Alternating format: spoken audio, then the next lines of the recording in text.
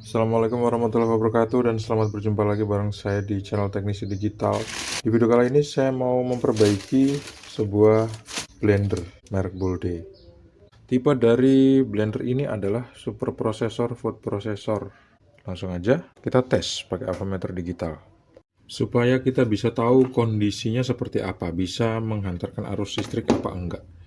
Sebelum itu kita pasang dulu mata pisaunya. Kalau mata pisaunya nggak dipasang, blendernya nggak mau hidup. Kalau misalnya masuk arus listrik, bakal muncul angka seperti itu di avometer digital 001. Kita pindahin ke angka 1, saklarnya, terus kita cek stekernya. Arus listrik nggak bisa masuk. Yang nomor 2, begitu juga. Berarti ya udah, arus listrik nggak bisa masuk deh.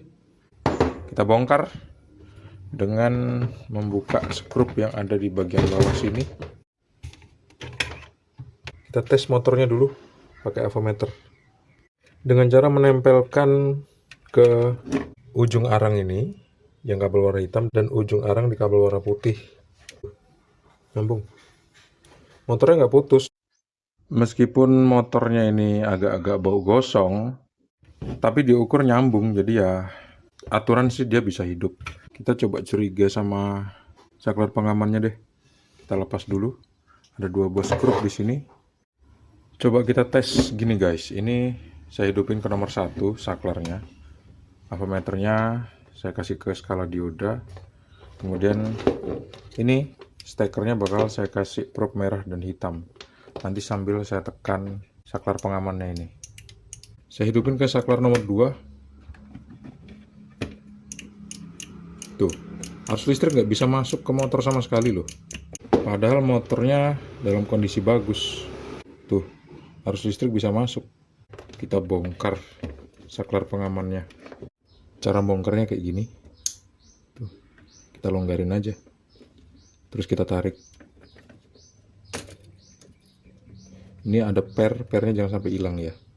Seperti ini posisinya, yang coklat di sini, yang kuning di sini. Kita bongkar dulu ya. Seperti ini. Begitu juga yang kabel warna kuning. Nih guys, kabel yang masuk ke mesin itu kan ada 2, warnanya merah sama hitam, yang ini nih. Dan yang warna merah itu dibatasi sama switch ini. Yang warna hitam ini masuk ke sini standby, langsung masuk ke mesin. Sekarang kita cek switchnya masih dalam keadaan baik apa enggak. Ini adalah jalur motor. Ini adalah jalur tegangan listrik AC 220 volt. Kabel yang warna coklat ini nyambung ke sini, masuk ke cok, nyambung ke sini, langsung masuk ke kabel warna merah. Ini secara langsung. Dan kabel warna biru ini masuk ke fuse. Habis itu masuk ke kapasitor, resistor, dan masuk ke cok standby di saklar. Dari saklar ini harus dihubungkan dengan kaki ini atau jalur ini ke kabel motor warna biru. Kita pindahin ke nomor 1, harusnya nyambung. Tuh, nyambung. Perhatikan hambatannya besar 467. Sekarang kita pindahkan ke nomor 2. Kita lihat. Nomor 2 hampir nggak ada hambatan sama sekali. Sekarang kita coba ke saklar P. Sambil kita tahan. Kita lihat berapa hambatannya. Hampir nggak ada hambatan sama sekali tuh. Artinya switch ini yang nomor 1 yang rusak. Kita bongkar switchnya. Kita tarik kabel ke motor. Kita tarik kabel ke arus listrik 220 volt. Kita bongkar switchnya.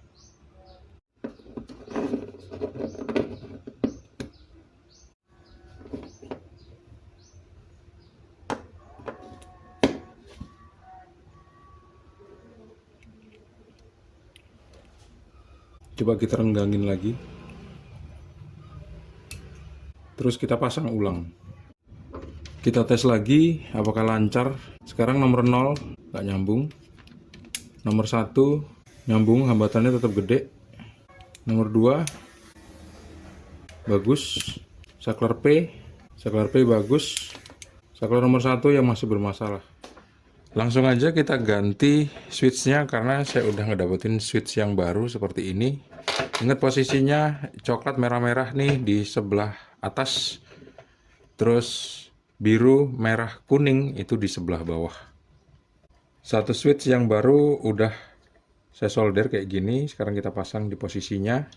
Kita lanjut ke switch yang kedua. Dan ini switch yang kedua kita pasang di sini. Pas sudah pas posisinya, kita dorong sampai bunyi ceklik-ceklik. Sekarang tinggal kita pasang tombol saklar pengamannya di sini.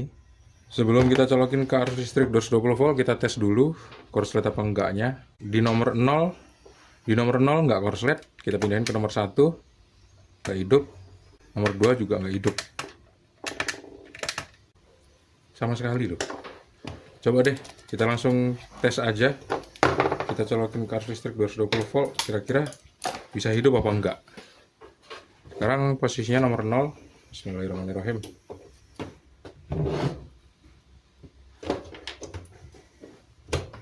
Kita hidupin. Enggak hidup. Nomor 2 juga enggak hidup. P juga enggak hidup.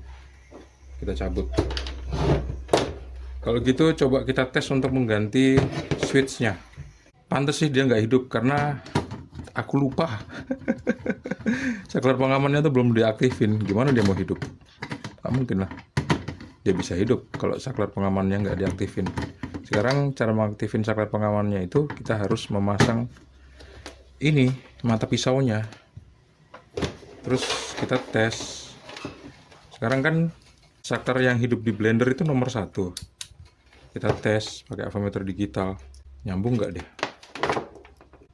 Nggak nyambung loh. Nomor 2 nggak nyambung juga. Langsung aja deh kita colokin ke arus listrik 220 volt. Bismillahirrahmanirrahim. Sekarang saklar pengamannya saya aktifin. Saya pencet. Tuh. Nggak hidup loh. Padahal saklar pengamannya udah diganti. Oke lah kalau gitu kita lanjut untuk coba ganti switchnya dengan switch yang baru. Mana tahu bisa hidup lagi.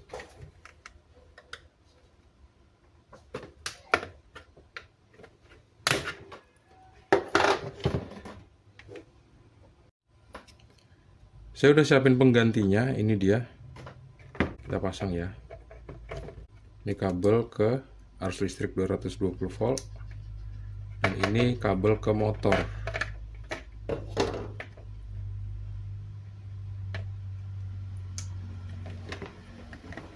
Sekarang kita pasang lagi.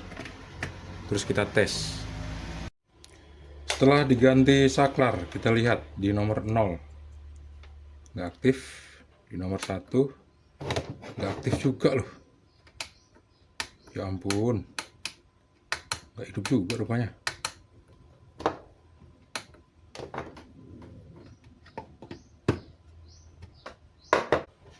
Coba kita colokin ke arus listrik 220 volt. Bismillahirrahmanirrahim. Nggak hidup loh. Wah, parah. Ini agak aneh sih, tapi nggak aneh-aneh banget karena motornya aku duga rusak. Kalau misalnya kita cek seperti ini dari dua kutubnya, tuh terlihat nyambung dia kan. Tapi ini adalah pengecekan pada motor, bukan pada rotornya. Rotornya yang bagian luar. Mungkin sih rotor bagian luar nih udah putus gitu loh. Kalau yang dalam ini nggak pula, tuh nyambung. Yang jelas kalau udah switch pengamannya diganti dua-duanya, terus saklarnya juga udah diganti masih tetap nggak hidup, berarti ya ada kerusakan pada motor ini. Bisa jadi terjadi karena fuse atau sambungan yang udah putus di sini. Bisa sih kita bongkar untuk kita sambung gitu. Tapi tembaga ini terbuat dari logam lain gitu, bukan tembaga maksudnya. Dari aluminium, kalau dilepas terus dipasang lagi pun nggak bisa disolder. Males aku ngerjainnya. Nih, kita bisa ngelihat ya, di sini ini meleleh loh. Artinya memang udah overheat. Dan kalau dicium pun udah bau gosong, berarti ya motornya udah rusak. Kita ganti aja lah motornya ya. Jadi kesimpulannya motornya rusak. Di video kali ini saya mau memperbaiki sebuah vacuum cleaner. Mungkin kalian punya di rumah. Dan ini problemnya adalah kalau dicas tuh nggak masuk gitu setrumnya. Ini dia barangnya. Nih, coba kita cek. Kita colokin ke arus listrik 220 volt. Dia bisa ngecas apa enggak, atau bisa nyimpen arus listrik apa enggak. Karena ini berarti pakai baterai. Mungkin ya, saya belum tahu sih. Tipenya adalah Super Hoover X vacuum cleaner. Ini dia mereknya. Sekarang coba kita hidupin dulu. Hidup.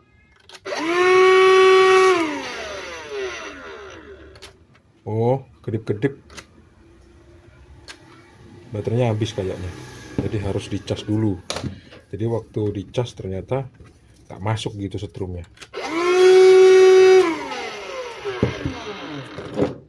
Coba kita colokin casnya ke sini.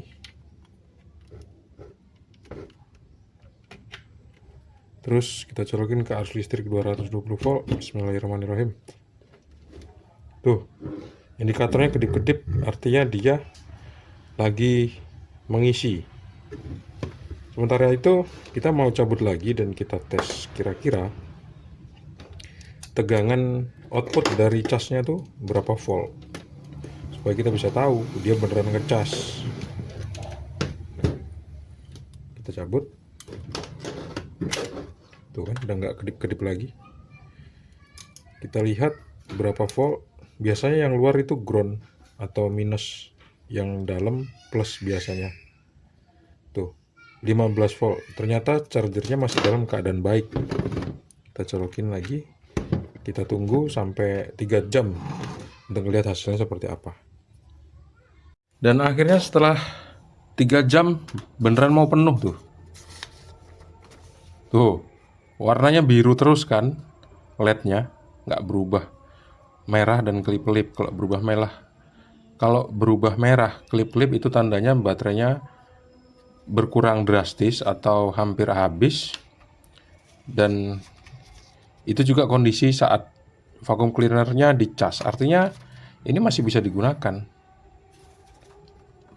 Artinya ini masih bisa dicas. Sekarang kita cabut dan kita akan buktikan kira-kira gimana dia, bisa normal apa enggak waktu digunakan. Kita lihat sama-sama ya. Bismillahirrahmanirrahim.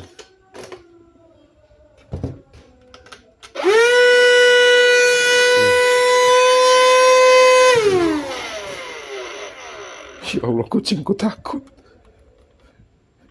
sampai nabrak jendela. Ya Allah, takut kucingku. Tuh dia tuh, lari tadi dia. Li. Tuh kan. Biarin aja lah dia di luar supaya nggak ketakutan, kesian. Sekarang ayo kita tes agak lama supaya kita bisa membuktikan kira-kira udah normal apa enggak. Ini kan meja kerjaku kotor nih. Sekarang aku mau vakuumin semuanya. Bismillahirrahmanirrahim.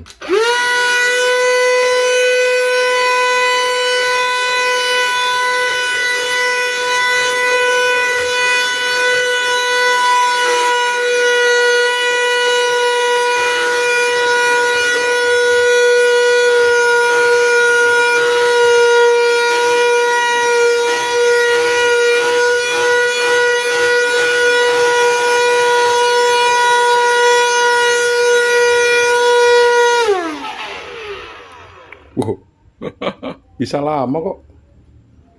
Normal ini. Coba kita bersihin ini ya.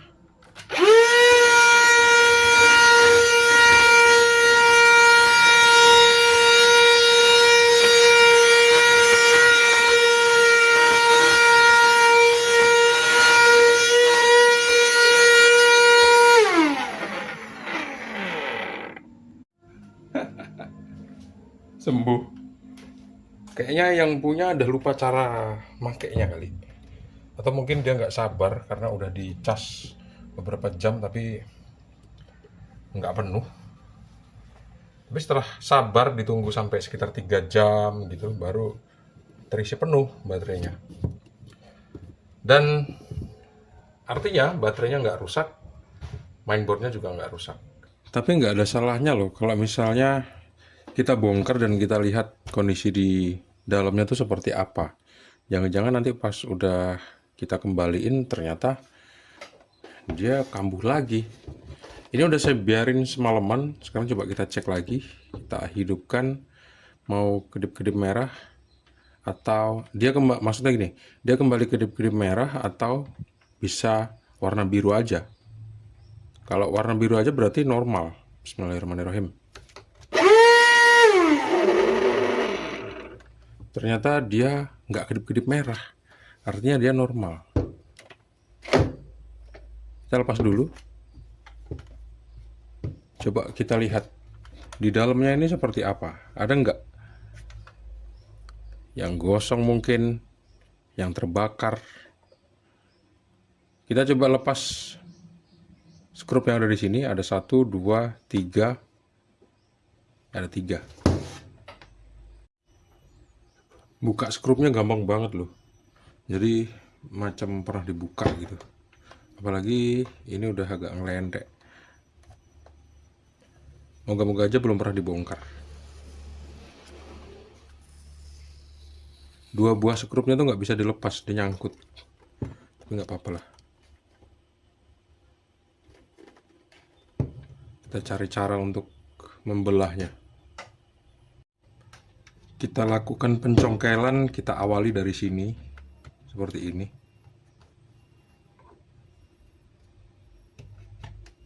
Sampai dia benar-benar terbelah jadi 2. Seperti ini.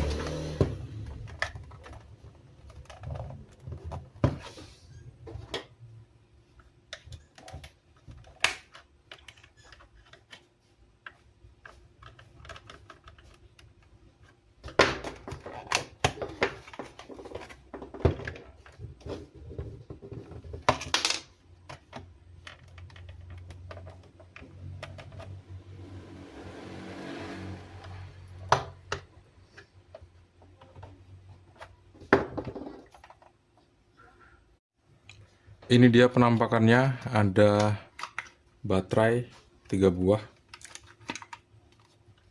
Terus ada switch beserta modul.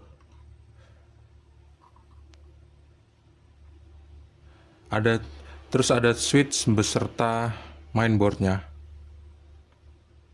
Ini udah lengkap, di sini ada fungsi untuk ngecas, ada fungsi untuk mengoperasikan dinamo. Diatur oleh MOSFET dan IC ini. Dan waktu dicas selama 3 jam lebih, dia bisa penuh, artinya untuk modul yang berfungsi sebagai pengatur tegangan masuk untuk mengisi baterai dari 0 sampai dia penuh itu berfungsi dengan baik. Dan waktu dioperasikan juga dia normal. Artinya vacuum cleaner ini masih bisa digunakan dengan semestinya. Mungkin sih yang menggunakan vacuum cleaner ini sebelumnya bukan yang beli vacuum cleaner ini yang asli kayaknya. Jadi dia nggak begitu paham cara menggunakannya seperti apa dan berapa lama ngecasnya gitu. Dari dinamonya kita bisa lihat dinamonya masih dalam keadaan baik-baik aja tuh, nggak ada yang gosong, nggak ada yang terbakar. Seandainya nanti memang kembali bermasalah, kita akan coba memperbaiki modul ini atau menggantinya dengan modul yang baru kalau ada dijual. Seperti ini modulnya. Oke lah, kita pasang ulang. Kita pasang lagi.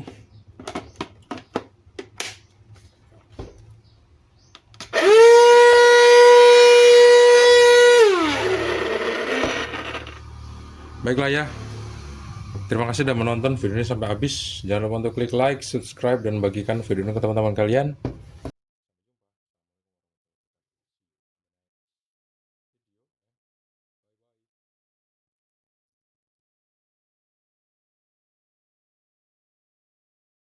Di video kali ini, saya mau coba untuk memperbaiki sebuah rice cooker yang nasinya tuh gampang bau.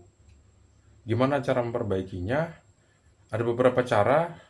Cara inilah yang bakal saya lakukan untuk memperbaiki rice cooker ini. Jadi, tonton terus video ini sampai habis. Jangan lupa untuk klik like, subscribe, dan bagikan video ini ke teman-teman kalian. Rice cookernya adalah rice cooker yang seperti ini. Rice cooker warna ungu. Tipenya adalah Smart Less Sugar, Low Carbo, Low Calorie. Bolde. Ini masukin dulu nih. Iya.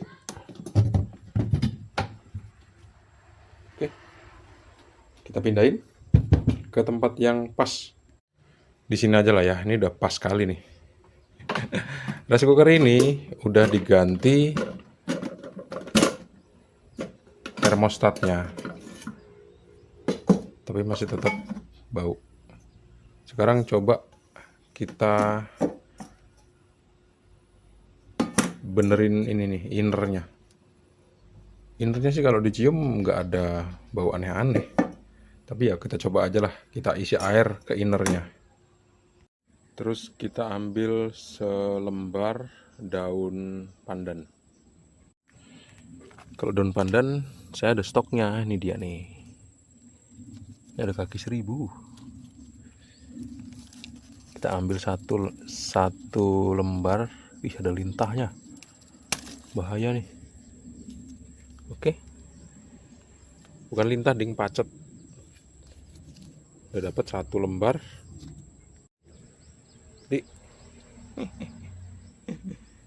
Ini kucing saya nih, dan kayaknya airnya udah cukup deh.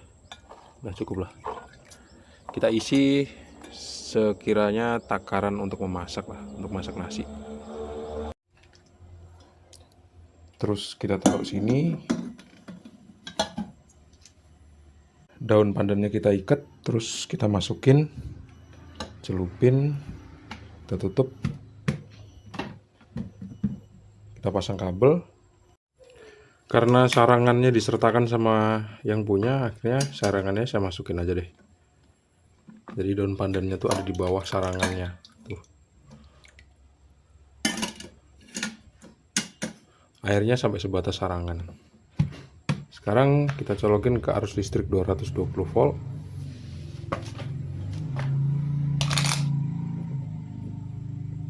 Bismillahirrahmanirrahim. Oke, hidup. Waktu standby-nya 10 menit ya. Jadi setelah 10 menit nanti bakal baru mulai panas dia. Dari 0 sampai 10 itu hangat aja. Kita tunggu. Ya sampai dia mendidih lah.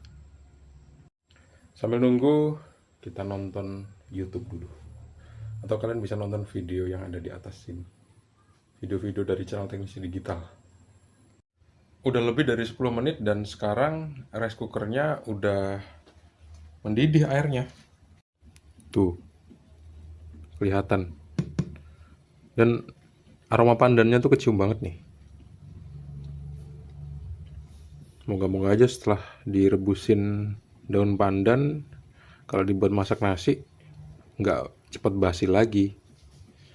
Karena untuk alat-alat elektronik seperti ini, baik itu kettle atau rice cooker, beberapa dari mereka memang punya karakteristik tertentu untuk aromanya di platnya itu gitu. Sebagian ada yang aman-aman aja nggak bau, tapi sebagian juga ada yang bau.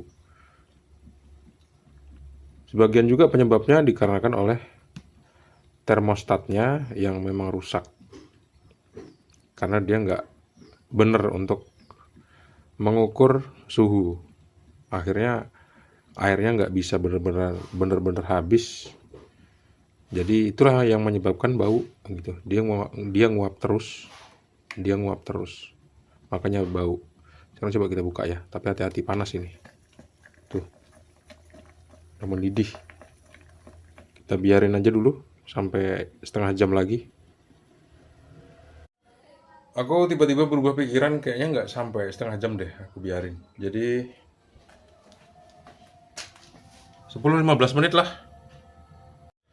Habis itu langsung kita matikan aja. Panas. Oke, udah cukup. Udah cukup. Panas banget. Udah.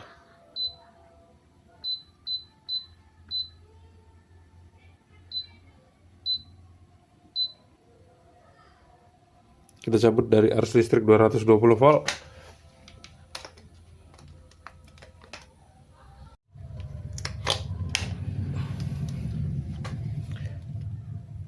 Dan kita buka tutupnya. Kayaknya udah lumayan lah. Lumayan ini maksudnya. Udah lumayan innernya ini dibersihkan bau-bauannya sama pandan yang kita masukin tadi. Udah sekitar setengah jam dari terakhir saya matiin rice cookernya. Terus kondisinya sekarang udah hangat. Saya mau buang airnya. Terus saya bakal masukin lagi air dengan takaran yang sama dan 1 lembar daun pandan lagi. Terus bakal saya nyalain lagi, saya mendidihkan lagi. Dan semoga setelah ini nasinya nggak cepet bau lagi.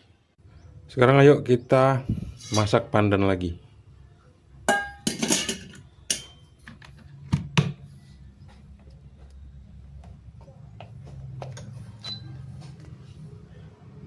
Dengan settingan yang sama, 10 detik waktu standby untuk hidup.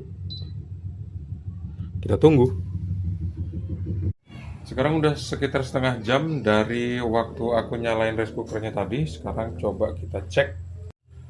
Ini sih udah mendidih. Dan ayo kita buka, tapi hati-hati tangan kita karena ini panas banget. Jangan sampai kena uapnya, terbakar nanti tangan kita ya. Tuh, mendidih banget tuh di dalamnya. Langsung aja deh kita sudahi. Kita matikan, kita cabut dari arus listrik 220 volt.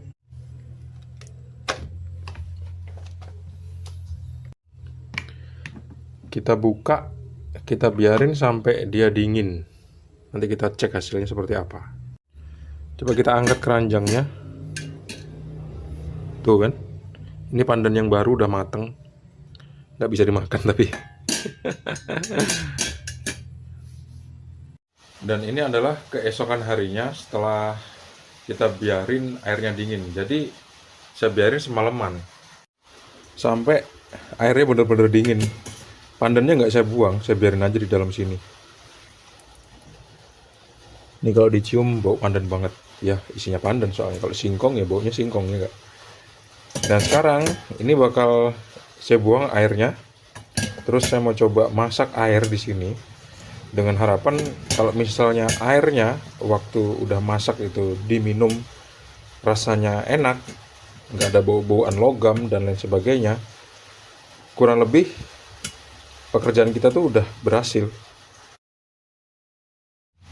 Ini dia udah saya kasih air bersih dan udah saya cuci tadi. Udah saya cuci pakai sabun colek, sabun cuci piring lah gitu. Terus saya kasih air. Ini dua-duanya ya, udah saya cuci. Saya kasih air yang bersih, terus kita colokin ke arus listrik 220 volt.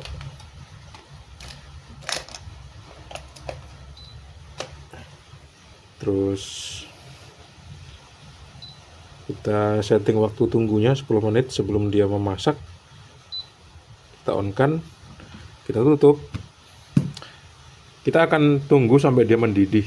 Habis itu saya bakal matikan. Ingat ya, rice cooker ini nggak bisa cut off otomatis kalau misalnya airnya banyak. Jadi kalau misalnya kira-kira udah mendidih, baru kita matikan manual. 10 menit atau settingan yang ada di sini itu adalah waktu tunggu sebelum dia memasak. Oke lah, kalau gitu kita tunggu sampai airnya mendidih. Terus kita dinginkan, habis itu kita minum airnya. Kira-kira air yang kita minum itu rasanya ada besi-besinya apa enggak, atau bau apa enggak. Oke lah, ini rupa-rupanya udah mendidih. Jadi kita matikan aja. Terus kita cabut dari arus listrik 220 volt. Nah, pas udah kita matiin kayak gini,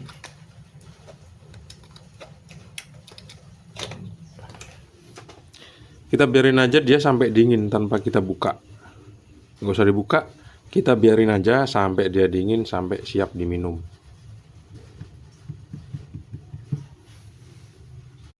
Saat ini udah berjam-jam sih dari semenjak dimatiin tadi, dan kayaknya sih udah anget, dan ternyata bener-bener anget nih, anget kuku. Udah bisa lah coba kita tes untuk diminum airnya. Ini air bersih loh, masih anget, jadi kayak minum teh jadinya.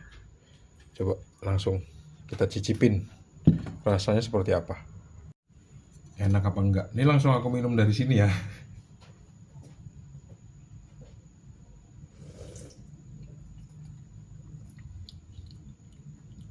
Rasanya enak, nggak ada manis-manisnya, tapi masih ada aroma pandan, dan itu nggak apa-apa, bagus.